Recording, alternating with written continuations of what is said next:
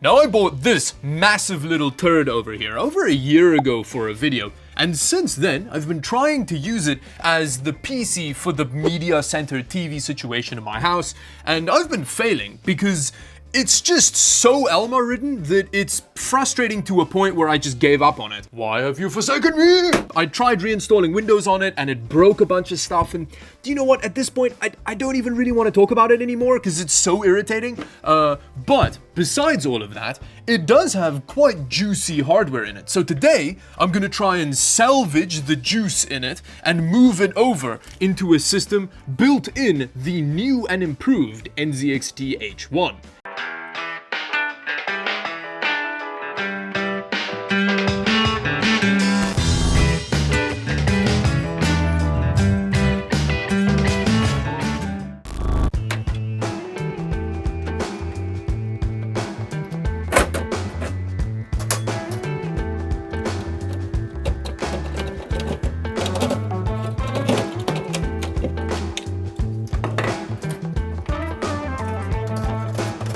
Now this RTX 3070 is one of the main reasons why I'm doing this whole system swap, because as you can see, this is the perfect form factor for a GPU for an ITX build, and considering that the current market value of one of these is 3 unspoiled souls of children, I feel pretty bad not using it. Now I do have a slight concern about this specific version of the RTX 3070 in that the cooler pushes hot air through the back of the card, which could be problematic in some ITX cases, but we'll see later on how it works in the H1.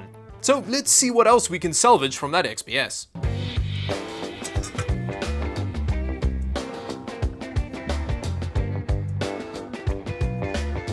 Now the next part that I'm going to save from this possessed Dell BIOS is the CPU, which is a 10700.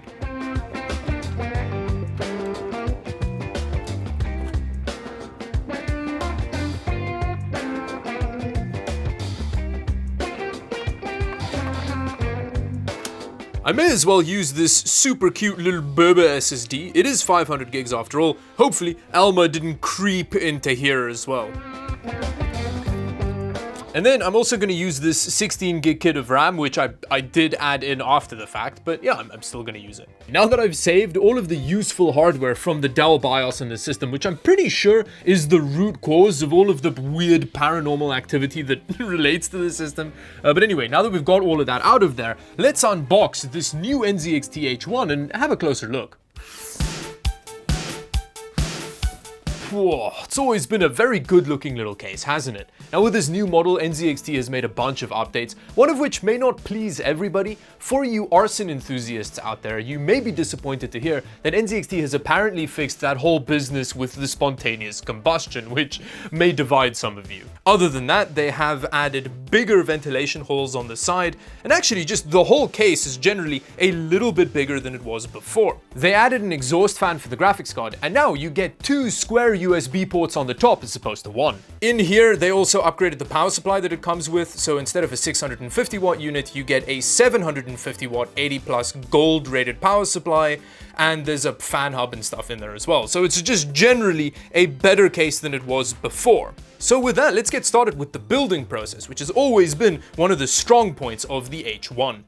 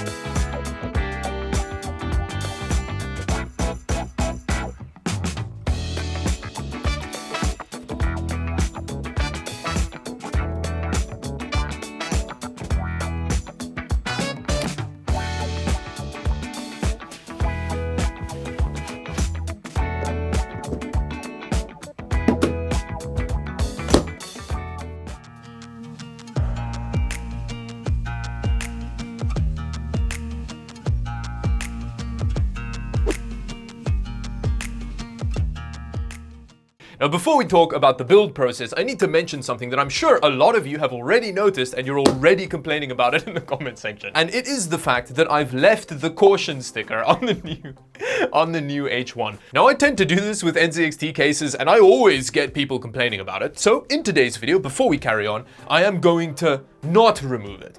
We're going to take a moment to admire the majesty that is the caution sticker.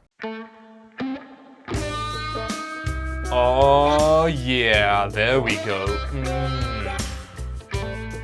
Anyway, in terms of building in the new H1, it is as easy as it's ever been. Basically, all you do is pop, pop, slide, hinge, shimmy over, screw down, cable struggle, mount, hinge closed, clip in place, slide down, pop, pop, and you're done. It's as simple as that. The only minor niggles I ran into was that the front USB 3 and the new PCIe riser cable were a little bit of a faff to plug in. Actually, on the note of that new PCIe riser cable thing, which I think the technical term for it in the previous case was the ignition source. But anyway, that cable has been revised and it looks fine. And honestly, I would be really surprised if NZXT didn't test the living crap out of it. Like, if these cases end up catching on fire again, it would just be the most ridiculous PR nightmare ever. I'm sure they made sure that it's not problematic anymore. And actually, on that note, we need to see what kind of gaming performance we get with our random assortment of Dell hardware with a new motherboard in here.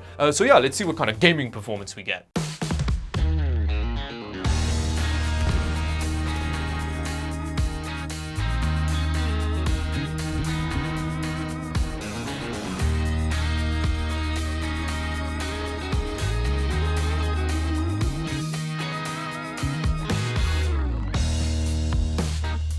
In terms of gaming performance, I mean, it's an RTX 3070. I tested all the games with like cranked settings at 1080p and it performed very well. I also ran Battlefield 5 at 1440p and there was no appreciable performance drop going from 1080p to 1440p. Because honestly, an RTX 3070 is like serious overkill for 1080p. But yeah, the system runs very well in terms of gaming performance and all the games look all pretty and stuff. Also, the temperatures are great. The graphics card is just below 70 degrees Celsius after an extended gaming session. Now bear in mind, the ambient temperature in my room is about 16 degrees Celsius, so that does help. But the CPU temps were also great.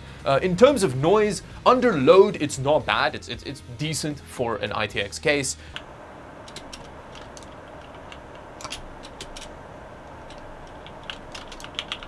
When it's idle, it's audible. You can hear it. And I think part of it has to do with the graphics card. I think the cooler on that Dell card is a little bit noisy. And the AIO pump also always runs cranked. It's like the AIO pump is definitely quieter than the graphics card, but it's got a hum to it on the desktop. Although, before we go, we need to discuss Alma, which is a topic that I've been discussing a lot lately, and I'm honestly getting quite bored of it as a topic of conversation. But I do also clearly have Alma on the brain, because I have mentioned it a lot, but it's already better. I have not used it for very long, but there have been key differences to the Alma behavior. First off, I could install a just fresh copy of Windows on here and it didn't break the space-time continuum, which is a big change over the previous Dell system, which I tried to reinstall Windows on and it just broke a bunch of stuff. Like the system would like refuse to boot and weird things happened. And then considering that I struggle with PC stuff for a living, essentially, I was like, this is weekend. I don't want to struggle with PC crap now as well. So I left it for a while and then I went back to it and Windows was just fixed. Magically, it was working on it. And yeah, like a bunch of weird stuff was happening. Basically, none of the weird stuff that already would have happened with the XPS system has happened yet. So I'm thinking it's better. I'll keep you updated. I may pin comments if things start going wrong, weird, ethereal things. But I'm pretty sure Alma lives in BIOSes. So there's a new motherboard in here. I think everything should be okay. Anyway, with that, I'm going to take Alma not Alma. I'm going to take the H1 home, I'm going to plug it into my media center thing, and then I'm going to do some relatively long-term testing with various gaming implementations for that kind of setup. You may have seen some of them hiding in bits of B-roll over the course of this video, so subscribe to the channel if you don't want to miss some exciting, different content that's going to be coming up over the next couple of weeks, maybe, I think. And yeah, thank you for watching, and until the next video, bye-bye.